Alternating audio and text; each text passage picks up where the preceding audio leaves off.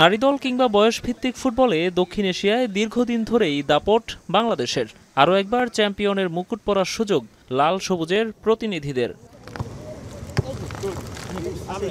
অরুণাচলে দলগুলো যখন পা রাখে তখন পাক ভারত সীমান্তে অস্থিরতা, উদ্বেগ উৎকণ্ঠার ক্ষণ কাটিয়ে মাঠে নিজেদের পারফরমেন্সে ধারাবাহিকতা ধরে রেখেছেন গোলাম রব্বানী ছোটনের শিষ্যরা। আসরে মালদ্বীপের বিপক্ষে ড্র দিয়ে যাত্রা শুরু করলেও পরের ম্যাচেই ভুটানকে হারিয়ে সেমিফাইনালে জায়গা করে নেয় বাংলাদেশ। আর ফাইনালে ওঠার বাধা উতরে যায় নেপালকে ধরাশায়ী করে।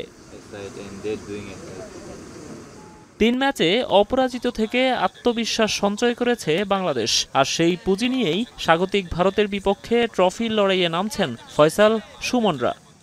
আমাদের ছেলেরা এই টুর্নামেন্টের প্রত্যেকটা ম্যাচেই আপনার ভালো ফুটবল খেলেছে এবং তারা এই টুর্নামেন্টে অনেক কিছুই শিখতে পেরেছে। এখন তারা অনেকটা আত্মবিশ্বাসী এবং তারা ফাইনালের জন্য পুরোপুরিভাবেই প্রস্তুত।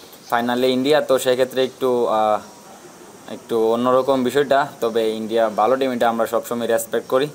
বাট আমরা এসেছি আমাদের লক্ষ্য পূরণ করার জন্য।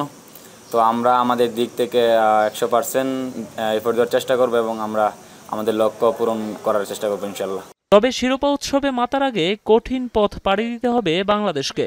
যুব সাফে গেলবার শিরোপা জয় করে লাল সবুজরা, তবে তার আগে 3 বার ট্রফি উঁচিয়ে ধরে ভারতীয়রা। এবারের আসরেও দুর্দান্ত ছন্দে আছে দলটি, রীতিমতো গোল উৎসবে মেতেছে তারা। 3 ম্যাচে প্রতিপক্ষের জালে বল পাঠিয়েছে 15 বার, বিপরীতে নিজেদের রক্ষণকে দুর্গ বানিয়ে অক্ষত রেখেছে গোলবার।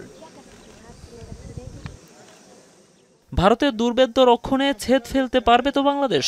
ঘরে ফেরাতে পারবে ব্যাক টু ব্যাক ট্রফি? উত্তর মিলবে অরুণাচলের গোল্ডেন জুবিলি স্টেডিয়ামে। নোমান আব্দুল্লাহ, এখন।